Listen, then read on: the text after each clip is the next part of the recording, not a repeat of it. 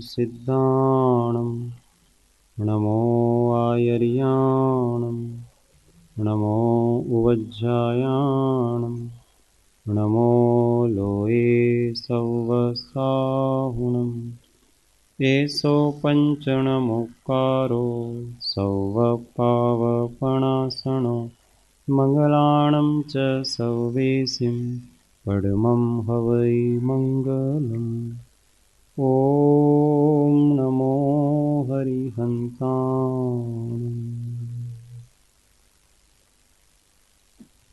सर्वकलुषविध्वंसकं श्रेयसां परिवर्धकं भव्यजीवमनः प्रतिबोधकारकं धर्मसम्बन्धकं पुण्यप्रकाशकं पापप्रणाशकम् इदं शास्त्रं श्रेष्ठोपदेशनामधेयम् अस्य मूलग्रन्थकर्तार श्री सर्वज्ञदेवा तदुत्तरग्रन्थकर्तार श्री गणधरदेवा प्रतिगणधरदेवा तेषामे वचनानुसारमासाद्य श्रीमद्भगवत् पूज्यपाद स्वामी विरचितमिदं शास्त्रं श्रोताः सावधानतया शृण्वन्तु। मङ्गलं भगवान् वीरो मङ्गलं गौतमो गणे मङ्गलं कुन्दकुन्दाद्यो जैनधर्मोऽस्तु मङ्गलम् सर्वमङ्गल्यमाङ्गल्यं सर्वकल्याणकारकं प्रधानां सर्वधर्माणां जैनं जयतु शासनं जैनं जयतु शासनम्।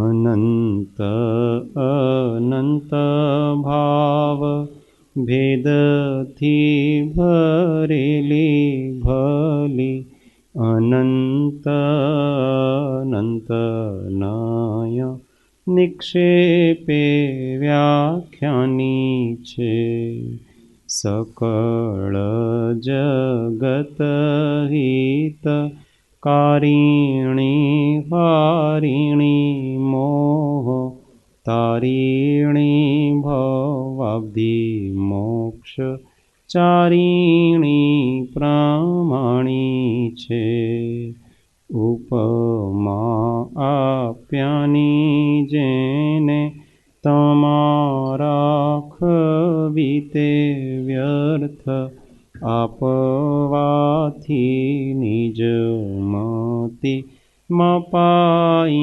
में मानी छे अहोराज चंद्र ख्याल नथी पामताए जिनेश्वर तणी वाणी जाणी तेणे जाणी छे गुरुराज तणी वाणी जाणी तेणे जाणी छे।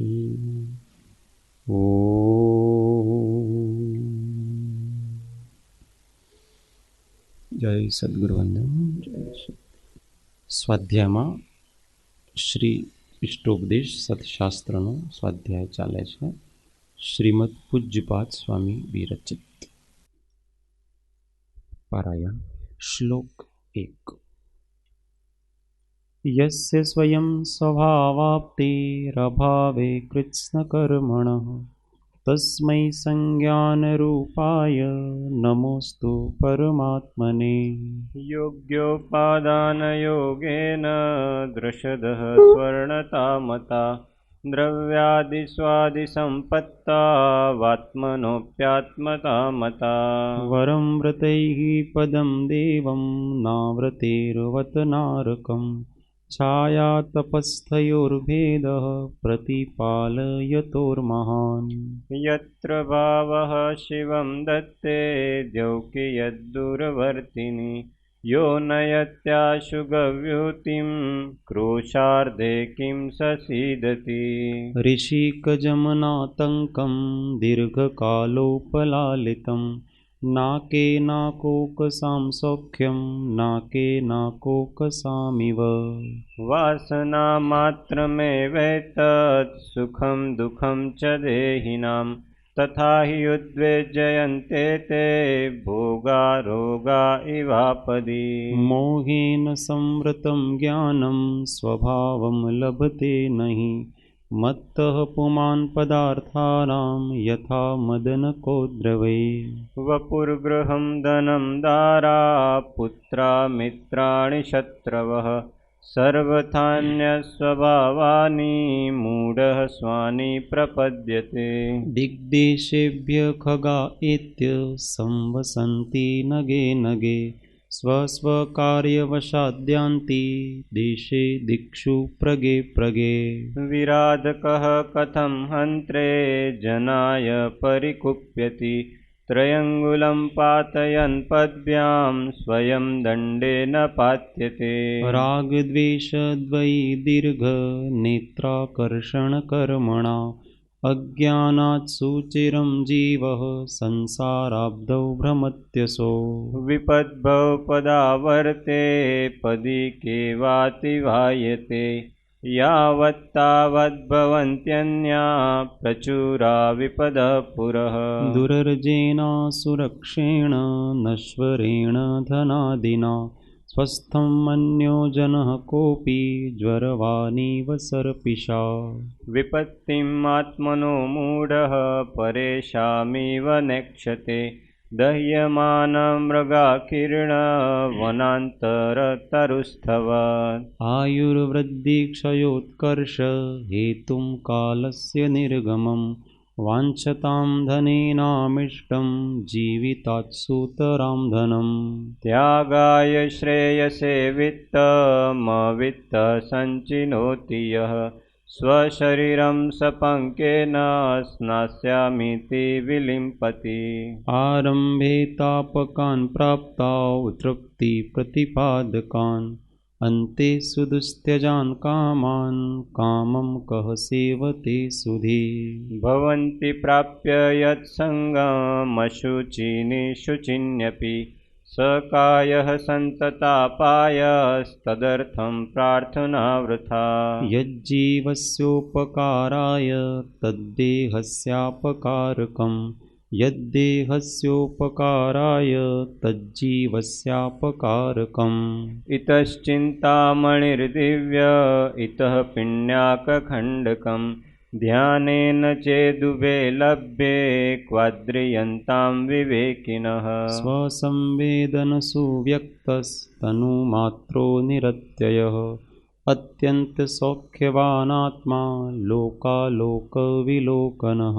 संयम्यकरणग्राममेकाग्रत्वेन चेतसः आत्मानम् आत्मवान् ध्यायेदात्मनैवात्मनि स्थितम्। अज्ञानोपास्तिरज्ञानं ज्ञानं ज्ञानी समाश्रय ददाति यत्तु यस्यास्ति सुप्रसिद्धमिदं वचः। परिषहाद्य विज्ञानादाश्रवस्य निरोधिनी जायतेऽध्यात्मयोगेन कर्मणामाशु निर्जरा। कटस्य कर्ताहमिति सम्बन्धस्याद्वयोर्द्वयोः ध्यानं ध्येयं यदात्मैव सम्बन्धकीदृशस्तदा। बध्यते मुच्यते जीवः सममो निर्ममः क्रमात् तस्मात् सर्वप्रयत्नेन निर्ममत्वं विचिन्तयेत्। एकोऽहं निर्ममः शुद्धो ज्ञानी योगीन्द्रगोचरः बाह्यासंयोगजा भावा मत्तः सर्वेऽपि सर्वथा। दुःखसन्दोहभागित्वं संयोगादिह देहिनां त्यजाम्येनं ततः सर्वं मनोवाक्काय कर्मभिः। न मे मृत्यु कुतो भीतिर्न मे व्याधि कुतो व्यथा नाहं बालो न वृद्धोऽहं न युवेतानि पुद्गले। भुक्तोज्जिता मुहुर्मोहान् मया सर्वेऽपि पुद्गलाः उच्छिष्टेष्वेव तेष्वद्य मम विज्ञस्य का स्पृहा। कर्म कर्म हिता बन्धी जीवो जीवहितस्पृह भूयस्त्वे स्वार्थं को वा न वाञ्छति। परोकृतिमुत्सृज्य स्वोपकार परो भव उपकुर्वन् परस्याज्ञो दृश्यमानस्य लोकवत्। गुरूपदेशादभ्यासात् संवित्ते स्वपरान्तरं जानाति यः स जानाति मोक्षसौख्यं निरन्तरम्। स्वस्मिन् सदभिलाषित्वादभीष्टज्ञापकत्वतः स्वयं हि प्रयुक्तत्वादात्मैव गुरुरात्मनः नाज्ञो विज्ञत्वमायाति विज्ञो नाज्ञत्वमृच्छति निमित्तमात्रमन्यस्तु गतेर्धर्मास्तिकायवत् अभवच्चित्तविक्षेप एकान्ते तत्त्वसंस्थितः अभ्यस्येदभियोगेन योगी तत्त्वं निजात्मनः यथा यथा समायाति संवित्तो तत्त्वमुत्तमं तथा तथा न रोचन्ते विषया सुलभा अपि यथा यथा न रोचन्ते विषया सुलभा अपि तथा तथा समायाति संवित्तो तत्त्वमुत्तमम्। અહીંયા સુધી चिंतन કર્યું। આગળ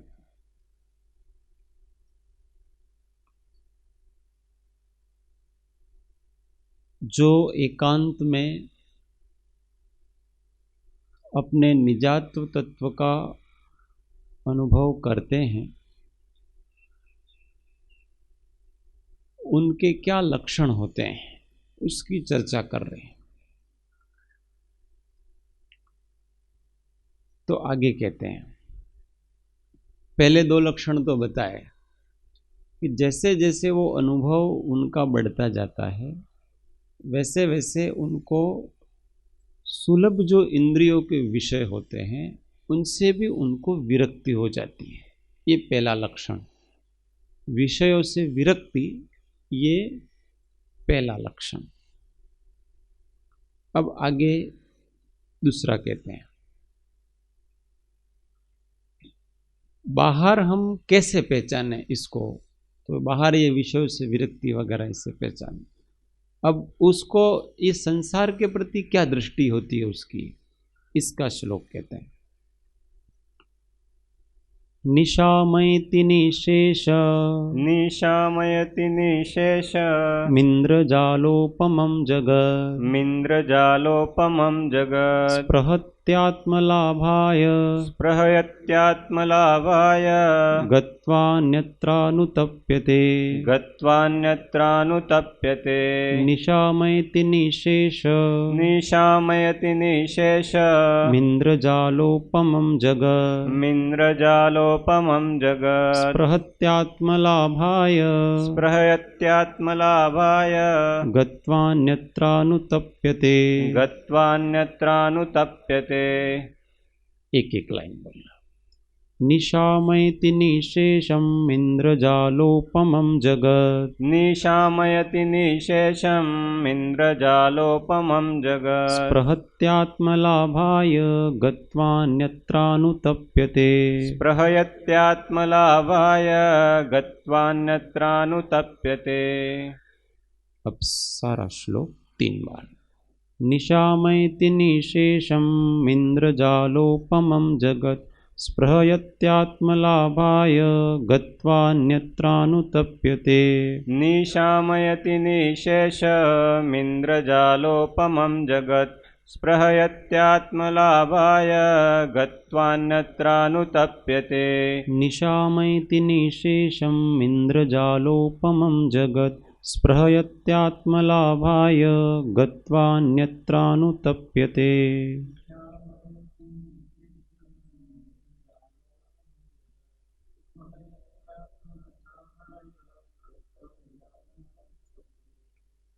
वेरी गुड, सरस। अब कहते हैं कि जो ज्ञानी आत्मा के अनुभव, उनको यह जगत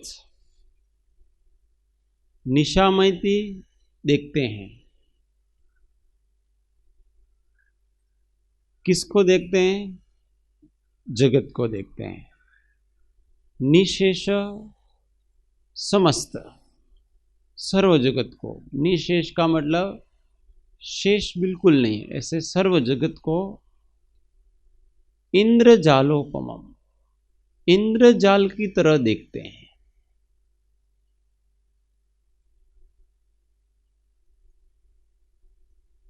फिर क्या करते हैं? स्पृहति, स्पृहा करते हैं। किसकी स्पृहा करते हैं? आत्मलाभाय, अपने आत्मा को प्राप्त करने की, स्वरूप में रहने का ही वो स्पृहा इच्छा करते हैं। गत्वा अन्यत्र अनुतप्यते, और किसी कारण से उपयोग मन अन्य जगह चला जाता है तो अनुतप्यते, उनके अंदर संताप अर्थात पश्चाताप पैदा हो जाता है, खेद खिन्न हो जाते हैं। ऐसा इसका अर्थ है। ख्याल आएगी अर्थ?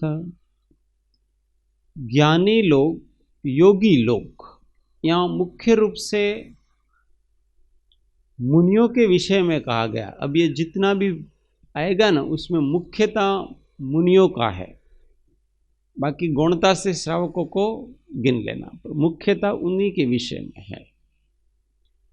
तो उनको ये सारा जगत है, वो कैसा दिखता है? इंद्रजाल की तरह दिखता है। इंद्रजाल किसे कहते हैं? इंद्रजाल वो तो इंद्रधनुष कहलाता है।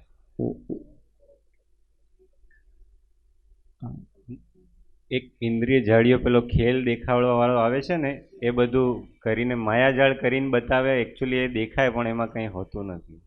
जैसे जादूगर आता है ना, अथवा माया करने वाले आते हैं, तो जो नहीं है वो दिखाता है, उसको इंद्रजाल कहते हैं। इंद्रजालियो एवो गुजराती में शब्द। तो आप कहो उसको कि भाई आप हमको स्वर्ग दिखाओ, तो यहाँ दिखाएगा। नरक दिखाओ तो यहाँ दिखाएगा। यहाँ ऐसा करो, भगवान का समोसरण दिखाओ तो भी दिखाएगा। यहाँ सिमंदर स्वामी को दिखाओ तो वो दिखाएगा। आप जो को वो दिखाएगा आपको। पर वो जो दिखाता है वो वास्तव में होता नहीं है। तो इसलिए वो इंद्रजालिया जो भी दिखाता है उसको लोग सत्य नहीं मानते हैं, उससे प्रभावित नहीं होते हैं। उसी प्रकार योगी जो दिखता है उसको सत्य नहीं मानता है, क्योंकि जानते हैं कि ये मदारी का खेल है, और ये जब खेल समेटेगा तो अभी कुछ नहीं रहेगा यहाँ। अभी यो उसके थैले में से सांप निकालता है न, उसके थैले में से 100 की न 1000 की नोटें निकालता है न, ऐसे वो गांवों में दिखाने वाले आते पहले। आप जो कहो वो निकालेगा उसके अंदर से। आपको हमको एप्पल बताओ, एप्पल निकालेगा झोले में, और पहले झोला ऐसा करके बताएगा कि देखो इस झोले में कुछ है, खाली है, कुछ नहीं। अच्छा अब क्या चाहिए आपको? तो वो बच्चे कहते हैं हमको एप्पल चाहिए, तो एप्पल निकाले। कोई केला चाहिए तो केला निकालेगा। क्योंकि मुझे 1000 की नोट बताओ, तो वो निकालेगा। ऐसा जो चाहिए वो निकालेगा उस झोले में से। परंतु सब जानते हैं कि वास्तव में कुछ नहीं है इसमें। अगर 1000 की नोटें वो निकाल सकता और सही है, तो फिर वो खेल दिखाने के लिए 5-5 रुपये इकट्ठे करने के लिए खेल क्यों दिखाए? वो उसके पास 1000 की नोट है, परंतु वो वास्तव में सबको हिप्नोटिज्म, सम्मोहित करता है। उस सम्मोहन में ऐसी शक्ति होती है कि वो जैसा चाहता है सामने वाला वो दिखता है, जो होता है वो नहीं देखता है, जो वो चाहता है वो देखता है। ये हिप्नोटिज्म, सम्मोहन विद्या कहलाती है। तो वो उसका एक सर्कल, उसकी एक सामर्थ्य होती है, एरिया होता है, उस एरिया तक कर सकता है। उस एरिया में जितने खड़े हैं उन सबको वो हिप्नोटिज्म कर लेता है, सम्मोहित कर लेता है, और फिर वो सब लोग वही देखते हैं जो वो चाहता है, उसके अतिरिक्त तो कुछ देखते नहीं है। पर वास्तव में वो सत्य होता नहीं है। सब जानते हैं कि ये मदारी का खेल है, इसमें किंचित भी सत्य नहीं है। न तो ये 1000 की नोट सत्य है, न ये एप्पल सत्य है, न ये केला सत्य है, न ये स्वर्ग नरक बताते वो सत्य है। कुछ भी सत्य नहीं है, मात्र वो तो केवल नज़र बंद करके दिखा रहा है। ऐसा लोग जानते हैं। उसी प्रकार योगी लोग इस संसार के विषय में जानते हैं कि यहाँ जो भी दिख रहा है वो सभी क्या है? इंद्रजाल जैसा है, भ्रम है, इसमें सत्यता कुछ भी नहीं है। કૃપાળુદેવે એક જગ્યા પત્રાંગમાં લખ્યું છે, उन्होंने एक ही लाइन लिखी, एक ही लाइन, ये किसमें अभ्यंतर परिणाम में कैसे है कि वेदांत आ जगत ने मिथ्या कहे छे तो एमा खोटू शू छे। ऐसा लिखा उन्होंने कि वेदांत आ जगत ने मिथ्या कहे छे तो एमा खोटू शू छे, इसमें गलत क्या है। तो योगी लोग को वास्तव में परमार्थ ही दिखता है, आत्मा ही दिखता है सब जगह, उसको ज्ञेय तो दिखता ही नहीं है, वास्तव में ज्ञेय नहीं है ऐसा नहीं है।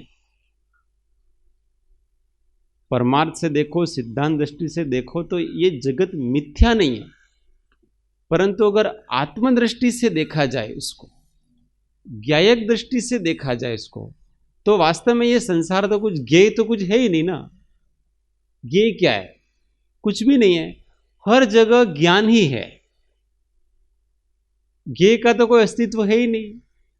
पर है सही, पर जो ज्ञान दृष्टि जिसकी खुली हुई है उसको हमेशा ज्ञान का संवेदन होता है, उसको कभी भी ज्ञेय का संवेदन होता नहीं है। उसमें उसके ज्ञान का महात्मा आएगा। जैसे मैं आपको देख रहा हूं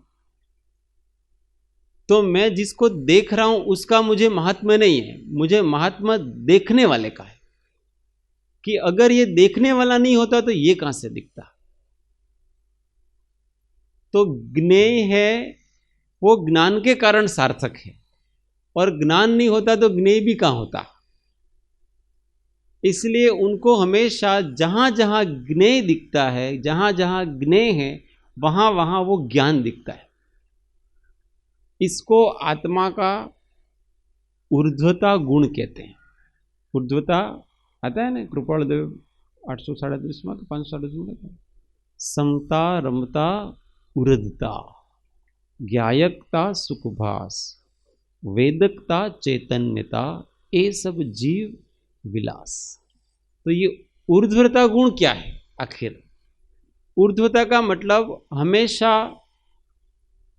ज्ञायक है, ज्ञान स्वभाव है, वो हमेशा ऊपर रहता है, और ज्ञेय है वो सेकंड नंबर पे रहता है। तो हम हमेशा ऊपर रहते हैं, और हम जिसको जानते हैं वो ज्ञेय हमेशा नीचे रहता है, अर्थात वो सेकंड नंबर पे रहता है। तो ज्ञेय की तरफ तो योगियों को लक्ष्य ही नहीं है कि कौन सा ज्ञेय ज्ञान में आ रहा है, आ रहा है तो आ रहा है। जिस समय ज्ञान की योग्यता जिस ज्ञेय को ग्रहण करने की होती है, उस समय ज्ञान में वो ज्ञेय आ जाते हैं, उनको जबरदस्ती लाना नहीं पड़ता है।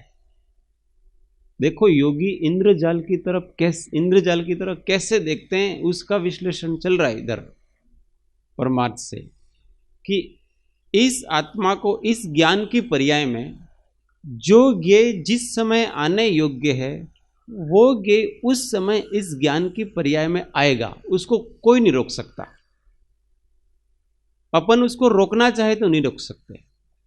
और हमारे ज्ञान की पर्याय की योग्यता अगर किसी ज्ञेय को विषय करने के योग्य नहीं है तो हम कितना भी प्रयत्न करें वो ज्ञेय हमारे ज्ञान में नहीं आ सकता उस समय, क्योंकि हमारी तत्समय की ज्ञान पर्याय की योग्यता उस ज्ञेय को विषय करने की नहीं है।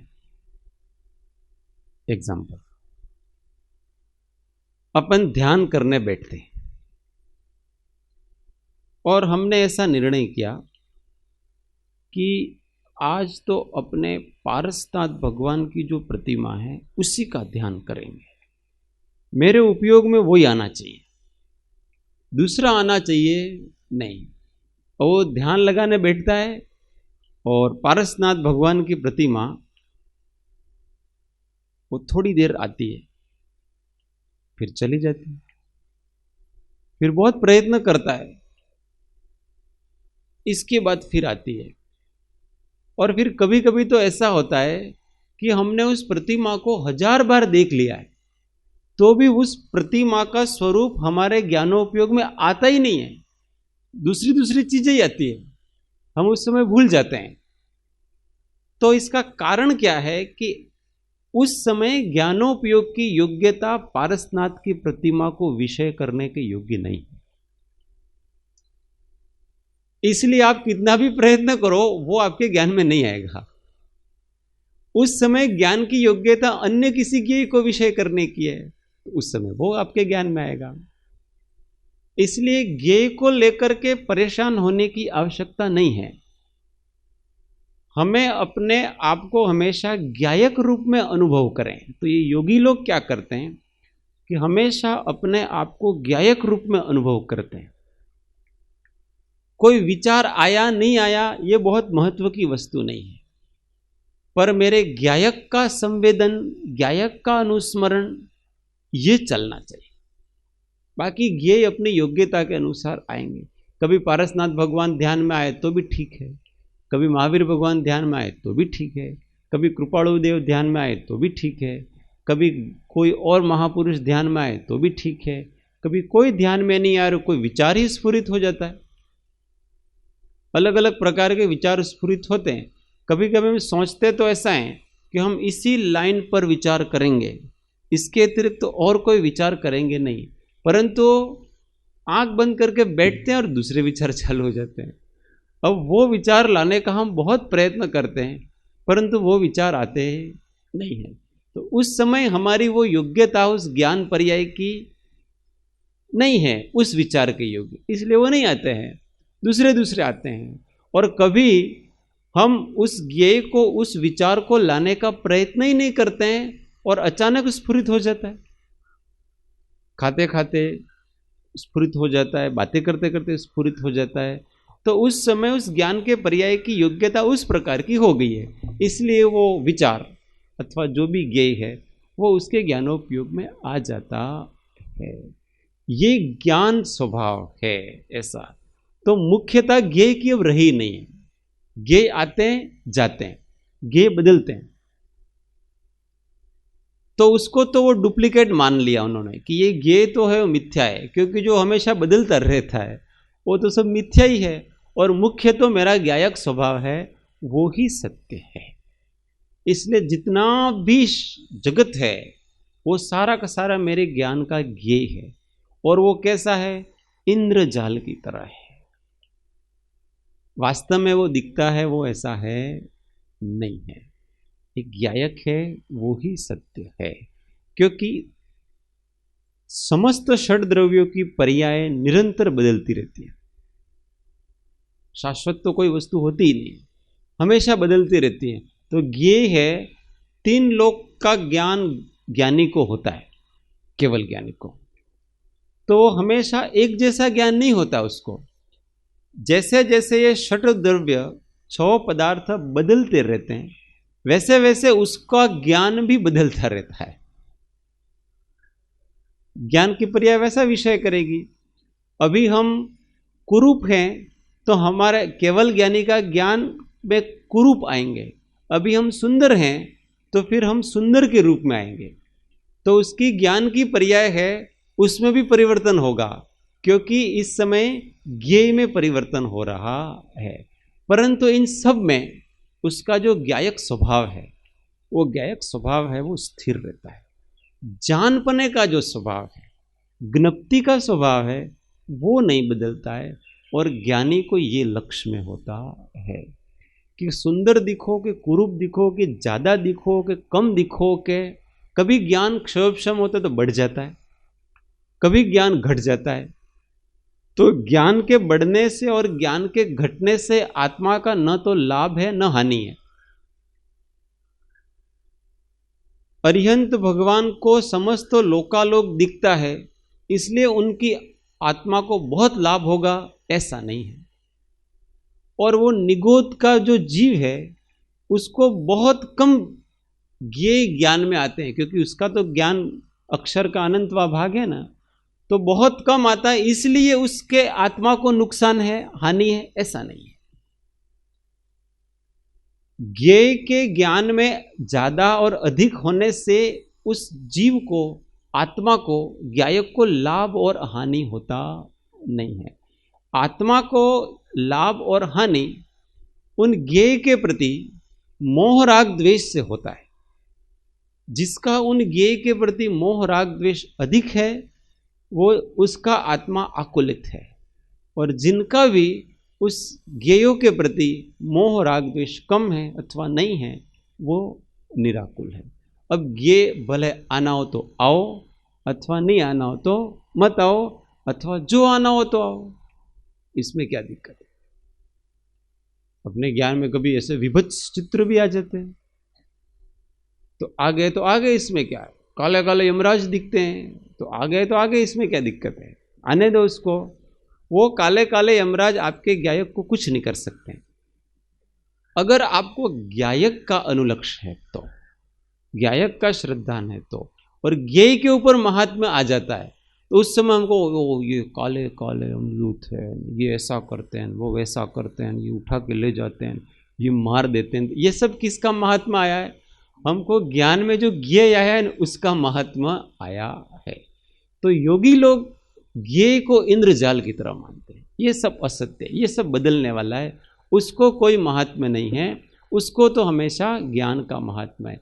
इसलिए वो हमेशा स्पृहति आत्मलाभाय, हमेशा आत्मा के लाभ की स्पृहा करते, इच्छा करते हैं कि मुझे अपने आत्मा को, ज्ञायक स्वभाव को अनुभव करना है, और किसी का अनुभव मुझे इष्ट नहीं है, ज्ञेय का अनुभव मुझे इष्ट नहीं है। उनको जैसे बदलना हो वो बदले। कृपाल देव सकल जगत ते ऐठवत अथवा हाँ, स्वप्न समान, सपने जैसा ते कहिए ज्ञानी दशा। बाकी बात मिथ्या कहो स्वप्न कहो एक ही बात है। स्वप्न में कुछ देखा, और राजा जनक ने देखा, क्या देखा, उसको एक बार सपना आया, वो भिखारी था, फटे हुए कपड़े, चिथड़े थे उसके कपड़े, मतलब चिथड़े हो गए थे, और एकदम स्नान भी नहीं किया था, बड़े बड़े बाल थे, काला काला मुंह था, और वो भिक्षा मांगने जाता है और बहुत दिनों से भूखा था। तो एक उसको आधी रोटी मिल गई कहीं से, तो बड़ा प्रसन्न होकर के आ रहा था। इतने में ऊपर से एक चील आई और वो लेकर के उस रोटी के टुकड़ों को उसकी कटोरी में से लेकर के चली गई। वो चिड़िया, एक प्रकार की चिड़िया होती है वो चिल, वो लेकर के चले गई। हाँ, और इतने में वो जाग गया। तो फिर उनके गुरु के दूसरे दिन गुरु आए तो उनको पूछा कि भाई मेरे को इस प्रकार का सपना आया, मैं सपने में भिखारी बना नहीं इस प्रकार का, और फिर मैं अचानक जाग गया। तो वो मेरा सपना सच था, ये मेरा जागना सत्य है। इन दोनों में सच क्या है? ये सच है कि वो सच है? दोनों में सत्य क्या है? तो उनके गुरु ने कहा कि न ये सच है न वो सच है, दोनों में से कुछ भी सत्य नहीं है, क्योंकि ये दोनों हैं वो पर्याय हैं। तुम सत्य हो, न ये सच है न वो सच है, तुम सत्य हो। अर्थात उन दोनों का जो जानने वाला ज्ञायक था, स्वप्न में भी जो जान रहा था भिखारी की पर्याय को चीर लेकर के, वो तुम हो, और अभी जागते समय भी जो ज्ञाता है वो तुम हो, इसलिए तुम सत्य हो। ये दूसरी अवस्था है सत्य नहीं है, इसलिए न ये सच है न वो सच है, कुछ भी सत्य तो एक ज्ञायक आत्मा है। तो अनुभव की तरफ ही योगियों का लक्ष्य होता है, और फिर वो कभी कभी वो अनुभव से चूकते हैं, वृत्ति बहिर्मुख होती है, राग द्वेष युक्त हो जाती है, तो गत्वान्यत्रानुतप्यते। जब किसी कारणवश कर्मोदयवश अन्य की तरफ उनका उपयोग चला जाता है, चित्त चला जाता है, तो अनुतप्यते, संताप पैदा होता है, आकुलता व्याकुलता होती है, पश्चाताप होता है, उनको खेद खिन्न हो जाते हैं, यार ये क्या हो गया, मेरे दिमाग में क्या चल रहा है, ये कहाँ आ गया, मैं अपने घर से जैसे किसी को बाहर कर दिया ना, बहिष्कृत कर दिया, उसको कैसा लगता है? ऐसा उसको लगता है जैसे कि बहुत बड़े किसी कोलाहल में आ गया ना, ऐसे किसी शांत जंगल में था और जिसको मुंबई में भरे बाजार में रख दिया उसको, ऐसा उस व्यक्ति को लगता है। तो ये योगी लोगों का जब आत्मा में से निकलते हैं और इस प्रकार से वो बाहर जनता में आते हैं, लोगों के बीच में आते हैं, तो उनको ऐसा संसार विदेश जैसा अटपटा लगता है। ये मैं कहाँ आ गया भाई, बहुत अच्छा था मामला, एकदम शांत निराकुल चित्त था। जबकि वहां भी वो जागृत हैं, एकदम सोए हुए नहीं है, ये मग्न नहीं है, तो भी उतना उनको, क्योंकि ज्ञान ज्ञेय की तरफ जा रहा है, यही बड़ी प्रॉब्लम है। और उस ज्ञेय से उत्पन्न विकल्प का वो वेदन कर रहा है, तो वो विकल्प के कारण से चित्त विक्षोभित हो रहा है। इसलिए योगियों को बोलना भी अच्छा नहीं लगता है, गाना भी अच्छा नहीं लगता है, उपदेश करना भी अच्छा नहीं लगता है। पर ये तो जब वो ठहर नहीं सकते ना अपने स्वरूप में, इसीलिए करना पड़ता है, इसलिए करते हैं। योगी इच्छा पूर्वक करते नहीं हैं, ऐसा अगले श्लोक में यहाँ पर आएगा कि योगी को इस प्रकार की कोई इच्छा होती नहीं। चलो, इस संबंध में कुछ प्रश्न हो तो कहिए।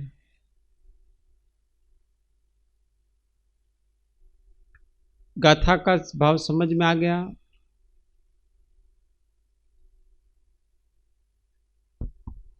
ये पदार्थों प्रत्ये एमનું આકર્ષણ થાય છે, એમના અગાઉ ભૂતકાળના સંસ્કારોને કારણે થાય છે।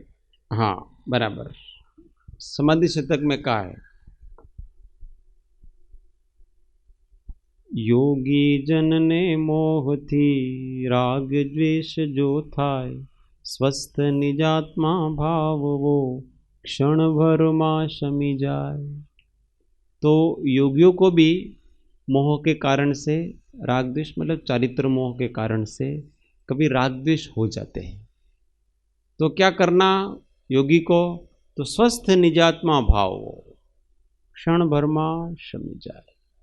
तो अपना जो स्वस्थ स्वरूप निष्ठ स्वभाव है उसकी भावना करना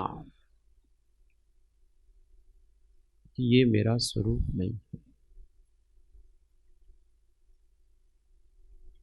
जब भी हमें बहुत क्षोभ आता है ना, उस समय शांति से अकेले पढ़ करके अपने शांत आनंद ज्ञान स्वरूप को स्मरण करना, सर्व प्रकार की चिंताओं से मुक्त होकर के अकेले पड़ जाना। पहले तो कमरे में बंद हो जाना अथवा समूह से चले जाना, और फिर अपने आत्मा को लक्ष्य में लेना कि मैं शांत स्वभावी आत्मा। ये आकुलता व्याकुलता क्यों हो रही, किस कारण से हो रही, इसका मूल क्या है? ये वास्तव में इष्ट है कि अनिष्ट है? ये चिंता, ये क्षोभ, ये मेरे लिए कल्याणकारी है कि अकल्याणकारी? ऐसा विचार करना, और एकदम शांत समुद्र जैसा अपना स्वभाव है उसको याद करें। आनंद सागर अपना आत्मा का स्वभाव है, उसको याद करें। मेरे आत्मा में दुख नाम की कोई वस्तु नहीं। जो दुख पैदा हुआ है वो परद्रव्य की इच्छा से पैदा हुआ। अगर मैं अभी ही इच्छा छोड़ दूं तो अभी ही मैं आनंद के समुद्र में डुबकी लगा सकता हूं। जिसके कारण से दुख पैदा होता है उस कारण को ढूंढने का प्रयत्न करना। जब कभी भी हम आकुल व्याकुल होते हैं तो कहीं न कहीं हमारी सुषुप्त वासना है, इच्छा है, वो कभी क्रोध के रूप में निकलती है, कभी मान के रूप में निकलती है, कभी माया के रूप में निकलती है, कभी लोभ के रूप में निकलती है, कभी हास्य के रूप में निकलती है, कभी रति, कभी अरति, कभी शोक, कभी भय, कभी जुगुप्सा, कभी स्त्री पुरुष आदि वेद के रूप में निकलती है। पर वो है सारी इच्छा, तृष्णा। तो बहुत गहराई से उस वासना को ढूंढने का प्रयत्न करना चाहिए कि वर्तमान में जो मेरा दुख है वो मेरे वर्तमान की इच्छा के कारण से। अगर मैं वर्तमान में उस इच्छा को छोड़ दूं तो मैं वर्तमान में ही अभी सुखी हो सकता हूं। तुरंत अपने हृदय में सहस्त्र कमल खिलते हैं। रामायण में राम भगवान का उदाहरण आता है, प्रसंग। सीता जी का अपवाद हो रहा था तो वो बड़े द्वंद्व में चल रहे थे कि मैं सीता का त्याग करूं कि नहीं करूं। रात रात भर नींद नहीं आती थी, वो महल में चक्कर लगाते रहते थे कि क्या करना चाहिए। एक तरफ लोकापवाद है, मैं राजा हूं तो उस लोकापवाद को भी दूर करना चाहिए, तो मुझे उन लोगों के साथ रहना चाहिए अथवा सत्य के साथ रहना चाहिए। सीता है वो सत्य है, शीलवान है, उसके चरित्र में कोई दोष नहीं, परंतु मैं राजा हूं तो मुझे राजधर्म भी निभाना है और मैं एक सत्यनिष्ठ व्यक्ति हूं तो मुझे सत्य का भी साथ निभाना है, दोनों का साथ निभाना है। तो मैं मेरा राजधर्म निभाऊं कि मेरा सत्य धर्म आत्मधर्म निभाऊं, क्या करूं कुछ समझ में नहीं आ रहा था उनको। तो गुरु के पास गए वो, उनके गुरु वशिष्ठ जी। गुरु ने समझ लिया कि ये बहुत परेशान व्यक्ति है, तो उन्होंने बिना पूछे ही कहा कि हे राम,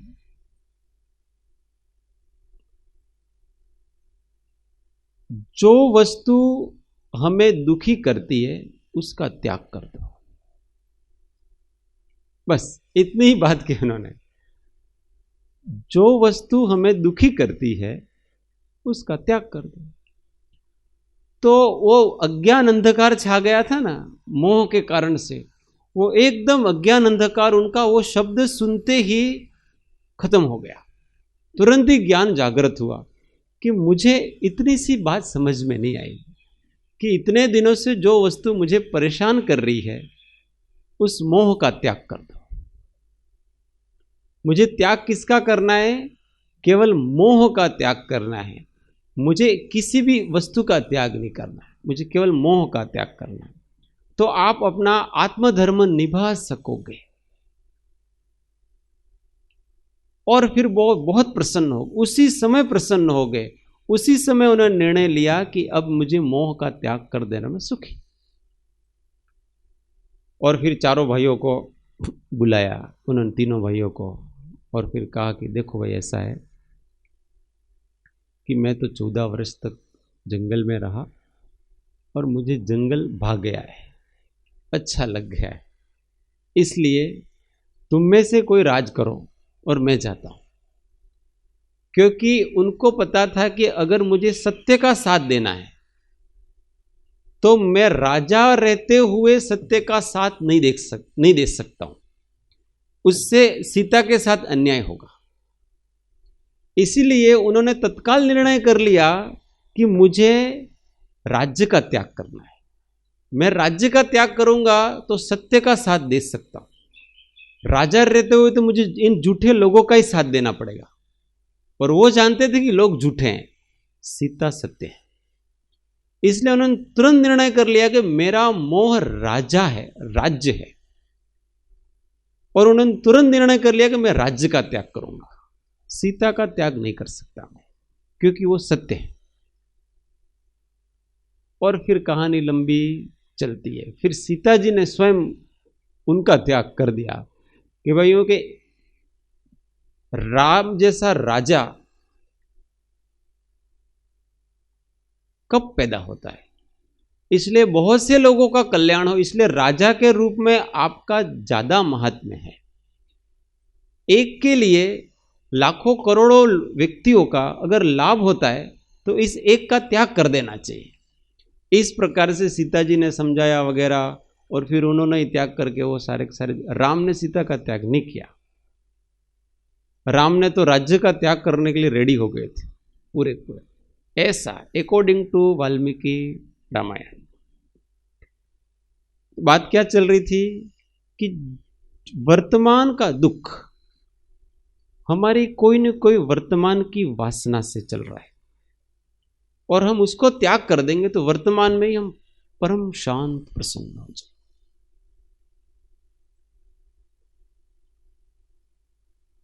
इसलिए जब भी आकुल व्याकुल हो तो ढूंढना अपने को, किस कारण से ऐसा हो रहा है। और कभी कभी ऐसा होता है जीवन में, ऐसे भी क्षण आते हैं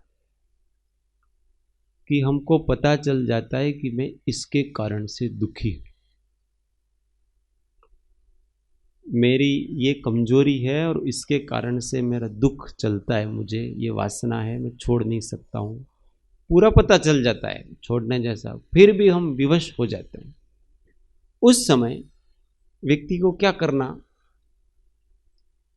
तो उस समय व्यक्ति को उस परिस्थिति के साथ थोड़े समय के लिए समझौता कर लेना। बहुत अधिक आकुल व्याकुल होने से अच्छा है अल्पकाल के लिए, थोड़े समय के लिए उस परिस्थिति के साथ उसको समझौता कर लेना, और फिर लक्ष्य में रखना कि इसको मुझे निकालना तो है, यह है तो बीमारी, अच्छी बात नहीं है, परंतु अभी वो बीमारी निकले ऐसा है नहीं। और उस एक बीमारी के कारण से मैं मेरे मन में बहुत सारी अनेक अन्य बीमारियों को पालूं, क्योंकि कभी कभी होता है ना, कोई एक चीज अपने को बहुत खटकती होती है और हमारी नहीं निकलती है वो चीज, तो उसके कारण से हमारा उपयोग हमेशा कलुषित रहता है, मन हमेशा संक्लेशित रहता है। तो किसी एक के कारण से 24 घंटे दिनों दिनों महीनों तक हमारे उपयोग को कलुषित रखना वो भी ठीक नहीं है। तो उसके साथ थोड़ा समझौता करना, थोड़े दिनों के लिए, थोड़े समय के लिए, थोड़े काल के लिए, कि अभी मेरी पात्रता इस प्रकार की है, इसके साथ मेरा अभी थोड़े समय के लिए मैत्री भाव है, बाकी तो उसको अभी छोड़ना ही है, ये दुश्मनी है। और कभी कभी ऐसा होता है कि राजनीति में कभी कभी अपनी सरकार चलाने के लिए गठबंधन भी करना पड़ता है।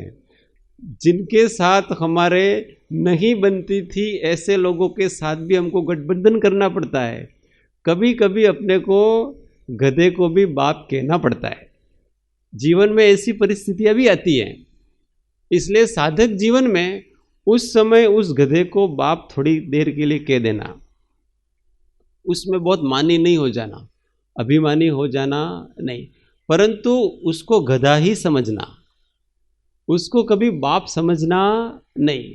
और धीमे धीमे धीमे धीमे उस गठबंधन से मैं कैसे छूटूं और पूर्ण बहुमत में कैसे आऊं, ऐसा प्रयत्न अपने को करना चाहिए। तो ये दोनों अवस्थाएं बताई।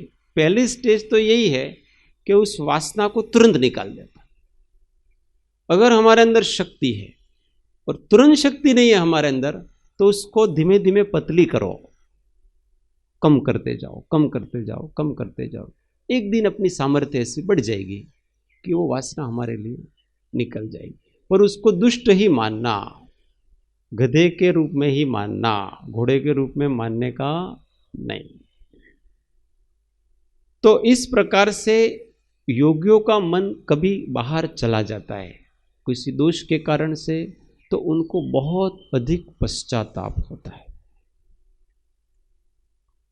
કેટલો પશ્ચાતાપ થાય છે તો કૃપાળદેવ લખ્યું છે, વખતે તમ તમ પ્રભાની વેદના સ્વીકાર છે, સહ્ય છે, પણ જગતની મોહિની स्वीकार નથી। ये वेदना कि आप मुझे 7वीं नरक में भेज दो और वहां की वेदना को मैं सहन कर लूंगा, प्रसन्नता से सहन कर लूंगा मैं, परंतु मुझे किसी के प्रति राग होता है, किसी के प्रति आसक्ति होती है, वो अब मुझे सहन नहीं होता है। देखो राग के प्रति कितना वैराग जागा है उसका, इतना वैराग जागा, उतना वैराग जागा कि उसका अंश भी पसंद नहीं है। उसके लिए वेदना, शरीर की वेदना सहन करने को तैयार है, पर राग सहन करने को तैयार नहीं है। फांसी लग जाए, मृत्यु हो जाए तो ठीक है, पर मैं राग नहीं, मोह नहीं, द्वेष नहीं, काम नहीं, क्रोध नहीं, माया नहीं, लोभ नहीं, रति नहीं, अरति नहीं, शोक नहीं, भय नहीं, घृणा नहीं, वेद नहीं, ये पसंद नहीं है मुझे। इनमें से एक भी चीज मुझे पसंद, मुझे समता में रहना पसंद। दुख काई નથી, दुख मात्र एक विषम आत्मा છે, એમ કૃપાળુદેવે એક જગ્યા લખ્યું છે कि हमें दूसरा कोई दुख नहीं है इस जगत में, दुख मात्र एक विषम आत्मा है कि ये आत्मा अपने समता भाव को छोड़ देता है, वही हमारे लिए दुख है, बाकी कोई दुख नहीं है। बाकी तो हम संसार में बहुत सुखी हैं, अच्छे परिवार में खाना पीना मिल रहा है, लोग बहुत मान सम्मान दे रहे हैं, सब कुछ मिल रहा है हमको, परंतु उसी के कारण जब आत्मा विषम हो जाता है, अपने स्वभाव से च्युत हो जाता है, हमको वो दुख है, उसके अतिरिक्त तो कोई दुख नहीं है। बहुत पश्चाताप होना भी चाहिए। जिसके जीवन में जितना अधिक पश्चाताप होता है उतने अधिक उसके कर्म जलते हैं। दोष कोई भी अपना साधारण नहीं रहना चाहिए और उसको साधारण लेना भी नहीं चाहिए। हमको कभी कभी होता है कि हम इजी ले लेते हैं, ये तो क्या है, होता है, अपन इस भूमिका में है तो हो रहा है, सबको होता है। बड़े बड़े महापुरुषों को हुआ था, भरत चक्रवर्ती जैसे, राम जैसे, कृष्ण जैसे, उनको भी ये सब चीज़ें तो होती है, मुझे हो इसमें कौन सी बड़ी बात है। ऐसा करके हम कुछ रागादि दोषों को सामान्य लेते हैं, वो सामान्य लेते हैं, इसलिए फिर वो निकालने के भाव नहीं रहते हैं।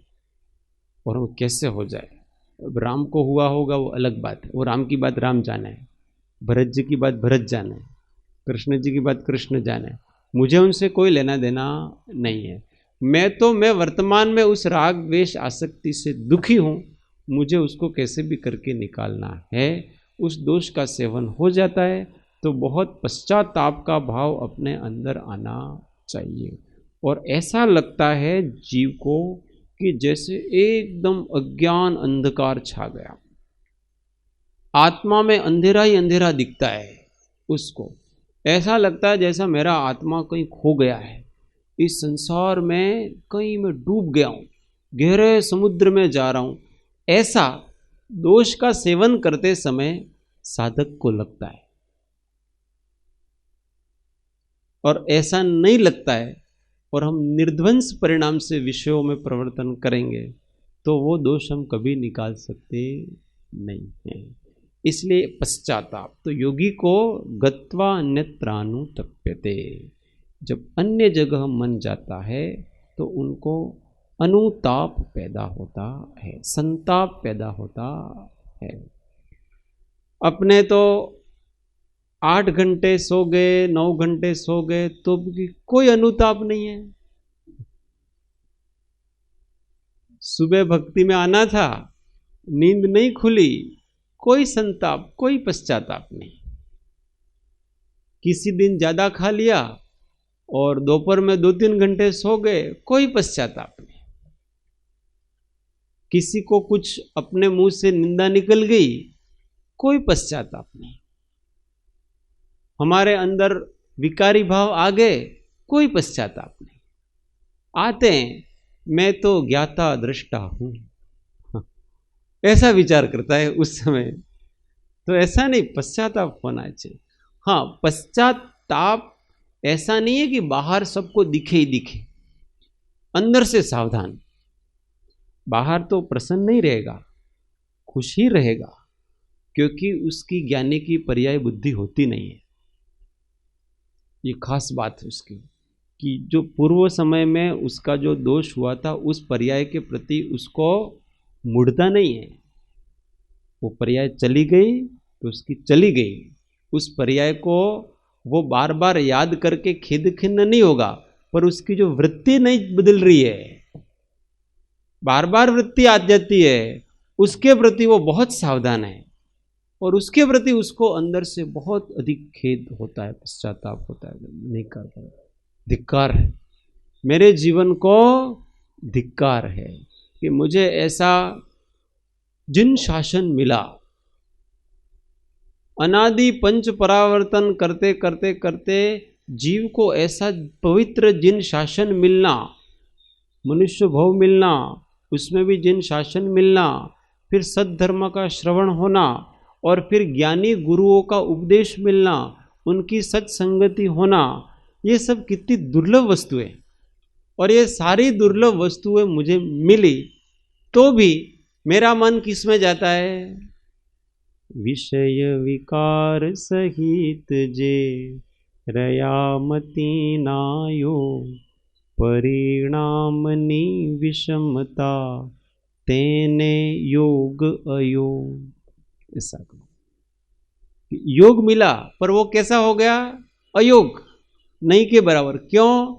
क्योंकि विषय विकार सहित जे रया मतीना योग, ये मति है ना बुद्धि, उसमें विषय विकार चलते हैं, तो देव शास्त्र गुरु मिले वगैरह वो सब बेकार चला जाता। ऐसा विषय विकार होने पर ऐसा सोचना, ऐसा विचार करना, ये ज्ञानियों के वचन हमारे ज्ञानोपयोग में तुरंत चलने चाहिए।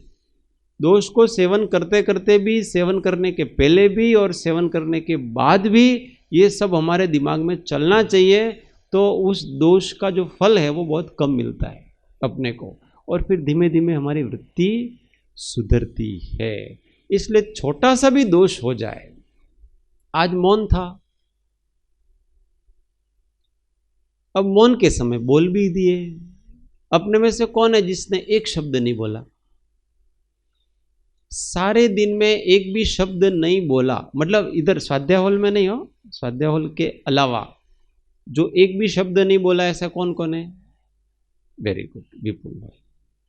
बाकी सब ने कुछ न कुछ बोल दिया, बोला कि नहीं बोला? बोल दिया, पर उसका पश्चाताप होता है। पश्चाताप किसे कहते हैं?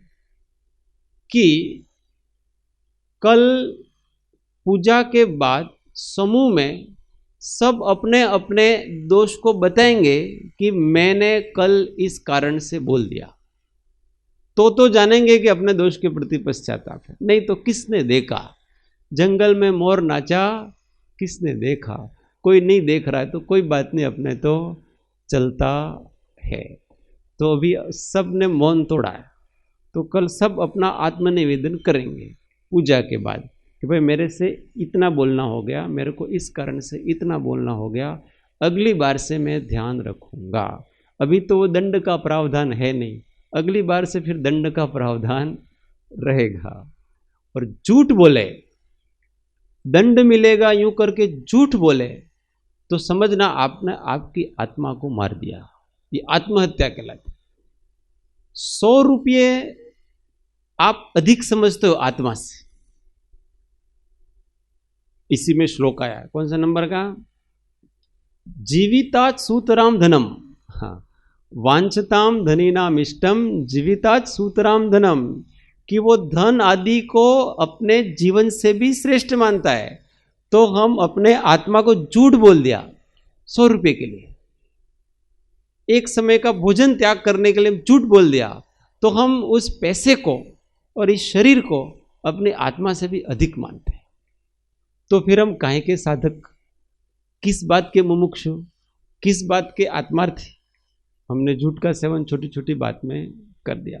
तो ऐसा कोई भी दोष हो जाए तो उसके प्रति हमेशा सावधान रहना चाहिए, पश्चाताप का भाव आना चाहिए, तो हम भी धीमे धीमे योगी हो जाएंगे।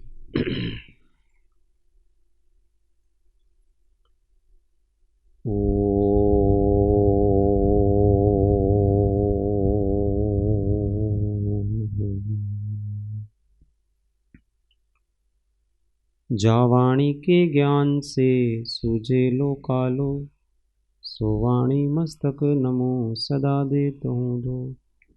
हे जिनवाणी भारती तो ही जपो दिन रेन, जो तेरा शरणा लहे सो पावे सुख चैन। देव भजु अरिहंत को गुरु सेवो निर्ग्रंथ, दया धर्म पालो सदा यही मोक्ष का पंथ। नौ नमस्कार महामंत्र। आत्म अनुसंधान। ओम शांति शांति शांति।